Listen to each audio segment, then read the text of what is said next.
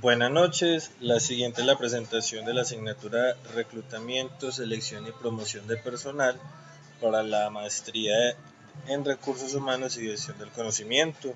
Mi nombre es Diego Quiñones, entonces continuemos. Para la introducción, entonces, según Puchol, las décadas de los años 70 y 80 vieron cambios sociales que pretendían incrementar los niveles de desempeño y competitividad. Eh, Sin embargo, se generó pues un cambio en lo que es la gestión de recursos humanos, donde ya todos los procesos organizacionales están centrados en el ser humano y en su relación con el trabajo. Este cambio puntualmente se hizo de acuerdo a la influencia de los resultados y de las políticas del management japonés y también en los autores norteamericanos de la Escuela de Relaciones Humanas. Entonces, ya hablando del contexto actual, las organizaciones con miradas hacia el futuro se reconocen no solamente como empleadoras, sino como gestoras de competencias para la sociedad del conocimiento. Eso según Drucker en 1992. Asimismo, entonces, la gestión de recursos humanos de las compañías ha pasado simplemente de ser una gestora de competencias, o ha pasado, mejor dicho, a ser una gestora de competencias a través de los procesos de selección de personal, lo que según Chevenato sería la escogencia del individuo adecuado para el cargo adecuado. Entonces, este escrito y esa socialización pues, de ese trabajo corresponde al análisis de competencias necesarias para diferentes cargos administrativos y operativos y también los ejercicios propuestos para valorar estos y hacerles el seguimiento del caso. Entonces, se nos hablaba del tipo de selección según las fuerzas de trabajo necesarias. Entonces, la mayoría pues, de ese trabajo se tomó de Sayers 2002 y de la tipificación que él hace de diferentes cargos laborales, por decirlo así, donde están los cargos estratégicos, los cargos tácticos y los cargos operativos. Entonces, dependiendo de esos tres cargos, va a variar también el proceso de selección. Entonces, a través de diferentes métodos, estos procesos de selección buscan reclutar candidatos con características o competencias necesarias o las requeridas para desempeñarse en diferentes tipos de fuerza de trabajo, que son los tres anteriores. Y como mencionaba anteriormente, esa capacitación se hizo según la clasificación de Sayas.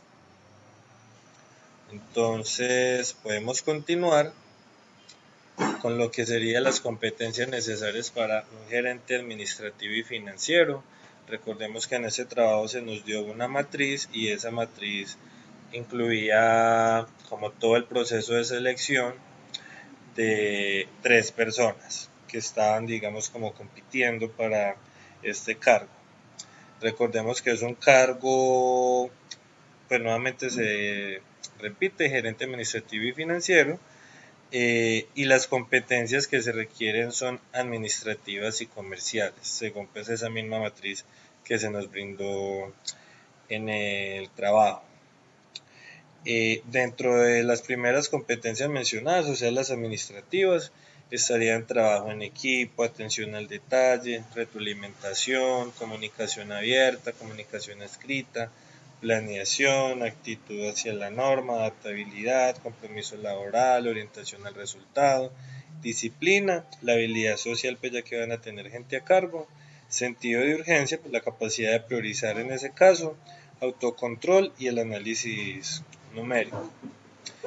Y las segundas competencias que se mencionaron en esa matriz, que son las comerciales, serían conocimiento del negocio, escuchar a otros, liderazgo, la orientación pues al cliente para cubrir necesidades y problemáticas, persuasión, negociación, recursividad y tolerancia. Entonces, al lado izquierdo, en el lado como gris oscuro, vemos las administrativas y comerciales que se nos brindaron en la matriz, pero ya viéndolo desde Sayas, él nos va a hablar de fuerza táctica y fuerza estratégica, donde las competencias pues para fuerza táctica sería como una mezcla del nivel de ejecución pues que se requiere, de ejecución pues como operativa, pero también las posibilidades de desarrollo a corto y mediano plazo, o sea que no se queda solamente el operativo, sino que también tiene como una planeación. Y la fuerza estratégica, las competencias estratégicas ya serían las que combinan cierto nivel de conocimientos y de ejecución actual con un alto nivel de potencialidades de aprendizaje y desarrollo a futuro. Todo eso según Sayas.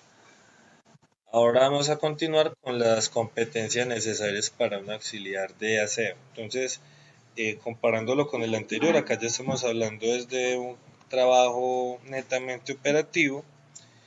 Se requiere pues entonces, se entiende, perdón, que para ese cargo de auxiliar de aseo estamos hablando de fuerza operativa, la cual según ese mismo teórico Sayas 2002 sería la que está orientada, es la fuerza de trabajo orientada a resolver una necesidad inmediata en la que se requiere un personal con un alto nivel de ejecución actual, o sea, de solucionar las cosas de inmediato, de manera operativa, sin importar en gran medida su desarrollo y formación perspectiva.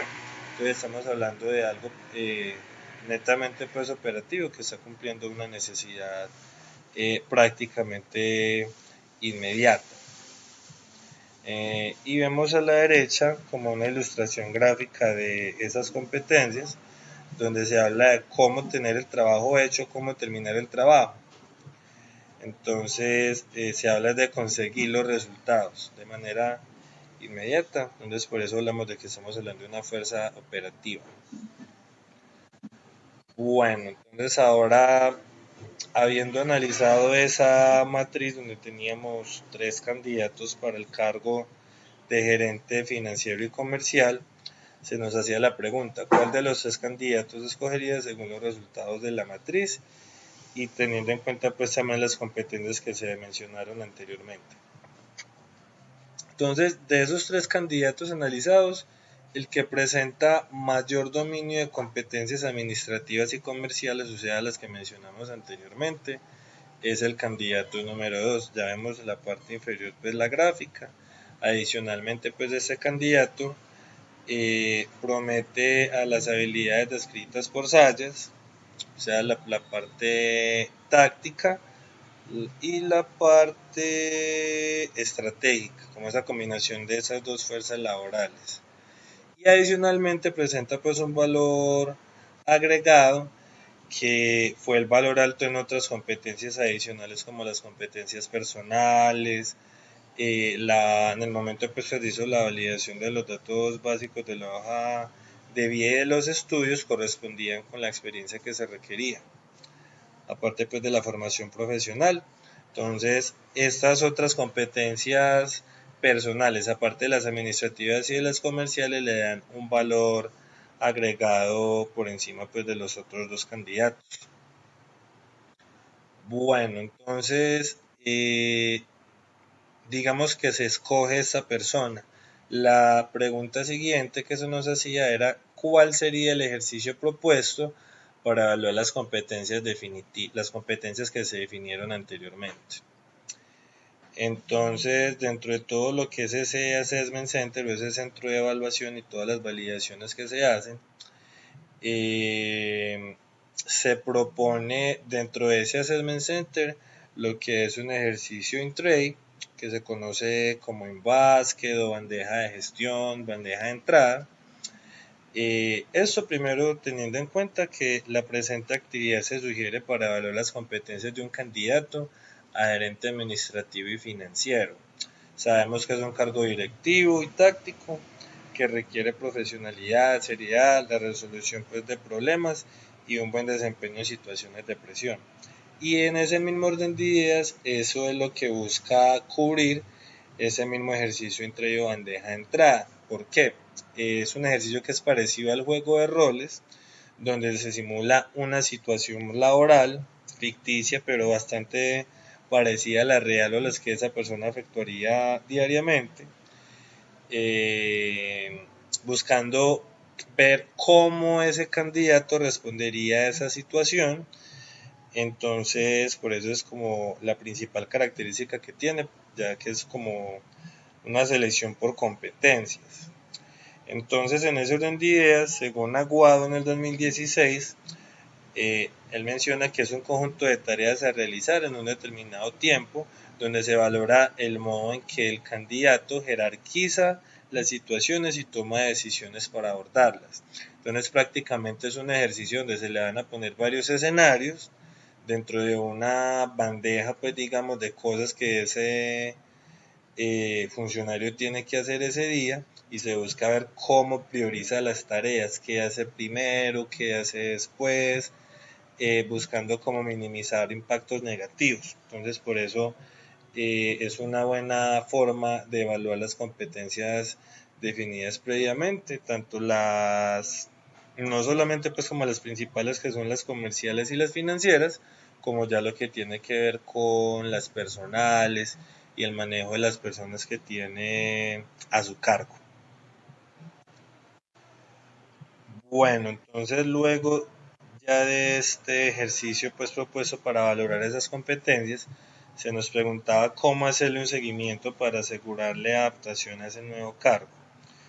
Entonces, según Tejada y Fernández, perdón, ellos mencionan los tres tipos de evaluación: diagnóstica, la sumativa y la formativa, donde se sugiere o ellos resaltan, digamos, o en este caso pues yo prefiero resaltar una evaluación formativa como una manera de hacerle seguimiento a esta empleada nueva. ¿Por qué? Primero porque va a valorar la totalidad del proceso de capacitación, no solamente está mirando como las oportunidades de mejora para él o ella como empleado nuevo, sino la mejora de la capacitación como tal de todo ese proceso. Entonces, la idea pues de hacer esto es no solamente valorar a la persona, sino valorar todo el proceso de capacitación y mejorar como generar mejoras sobre la marcha. Entonces, de ahí la importancia de que se consideren esos tres tipos. Si bien la diagnóstica pues es como una evaluación que desde el principio para identificar las necesidades del contexto, y la sumativa es como una evaluación que se hace a lo último, es importante hacer una evaluación pues como constante, que no solamente sea diagnóstica al principio para identificar necesidades, ni a lo último solamente para ver qué pasó cuando de pronto no se pueden tomar como decisiones, eh, pues no se podría, se pueden tomar decisiones, pero de pronto ya no serían muy correctivas porque ya se acabó el proceso, sino que le das a hacerlo formativo, de una manera formativa que se haga sobre la marcha, valorar, como se decía, no solamente al empleado, sino todo el proceso y generar correcciones sobre la marcha. Entonces, por eso se sugiere ese o esa manera de seguimiento a través de una evaluación formativa. Esa fue la bibliografía que se consideró: Aguado, Chavenato, Drucker, Pujol, Tejada y Fernández y Sayas, pues Sayas en su gran mayoría. Agradezco mucho la atención. Gracias, hasta luego.